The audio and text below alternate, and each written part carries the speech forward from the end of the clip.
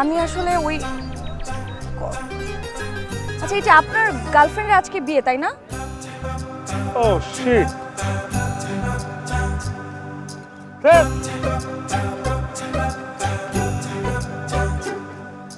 শেষবারের মতো ভাবছিলাম একবার দেখা করব।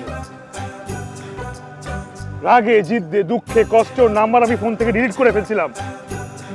স্মৃতিশক্তির উপর ভরসা করে কল দিছি, সেটাও কিনা ভুল হয়েছে। আরে এখন শেষবারের মতো দেখা হবে না, ভাবছিলাম দেখা করে একবার লাভ দিব। বিদায় বিদায়, লাভ এখনই দিব। আরে পাগল নাকি আপনি?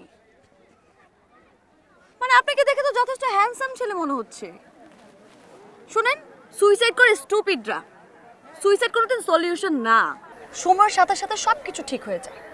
একদিন আপনিও ঠিক হয়ে যাবেন, আর তখন আপনি হাসবেন যে আপনি একজনের জন্য সুইসাইড করতে চেয়েছেন। জীবনটা অনেক সুন্দর, অনেক দামি, ভালোবাসুন জীবনকে। আপনি তো অনেক ভালো মেয়ে পাবেন। যে আপনাকে ছেড়ে চলে গেছে সে আপনার না, যদি সে আপনারই হতো আপনাকে ছেড়ে কোনোদিন যেত না। আপনি দেখেন আপনার যে গার্লফ্রেন্ড ছিল সে এখন সুন্দর করে সেজে গুজে হাতে মেহেদি দিয়ে তার বরের জন্য অপেক্ষা করে আছে যে কতক্ষণে সে বিয়ে করবে আর হ্যাপি লাইফ লিড করবে। আর আপনি আপনি এখানে চলে আসছেন তার কথা চিন্তা করতে করতে, আপনি স্যাড হয়ে এখানে মরতে চলে আসছেন। আশ্চর্য, আপনি এত বোকা কেন? আমি কি করবো এখন? মুভ অন করবেন। আরে জীবনটা তো অনেক বড়, সামনে কত কিছু করার বাকি আছে। গার্লফ্রেন্ড বানাবেন, বিয়ে করবেন, বাচ্চা হবে, কত কিছু দেখার বাকি আছে। আশ্চর্য, আর আপনি এখানে আসছেন সুইসাইড করার জন্য।